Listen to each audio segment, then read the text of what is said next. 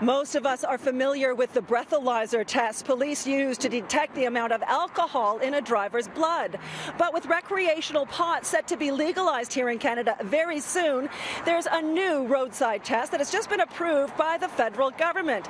It is designed to determine pot in a driver's blood. The machine is called the Draeger Drug Test 5000, but today many questions are being raised about how effective the test will be, or even if it's constitutional. The test person should move the collector back and forth from one cheek to the other several times. It works by taking a swab of saliva from a driver's mouth, and it will determine the presence of THC in the bloodstream.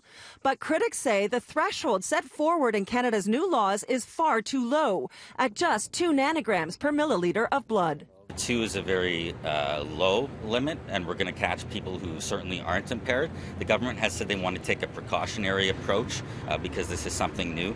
But what lawyers are saying is you can't have unconstitutional laws. You can't take a precautionary approach if it's going to be overbroad and it's going to put people in prison.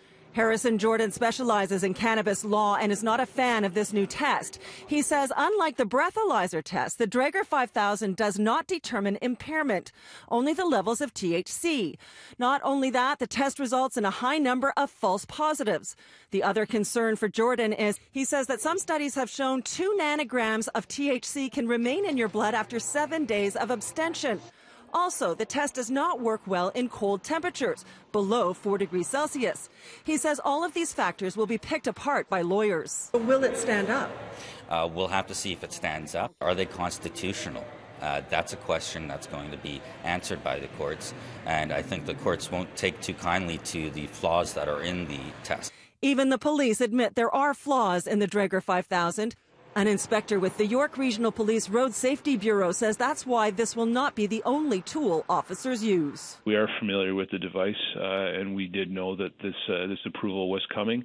This will be just yet one more tool that we will have at our disposal to provide one more piece of evidence, in addition to the observations of the officer and the opinion of the drug recognition expert that someone is impaired by a drug. Villamere is concerned that we will see an increase in cannabis-related crashes on our roads after legalization, more fatalities and serious injuries. These new devices will be available within 4 to 6 weeks. The maker, Draeger, tells me in a phone interview the machine is used in many jurisdictions around the world and will remain inside the cruiser for the road test, so the temperature limitation should not be a factor. He also says the test is accurate. We're very confident. If we weren't confident in the technology, we wouldn't have submitted this for testing, and the CSFS wouldn't have passed. It wouldn't have passed their thorough and very rigorous testing.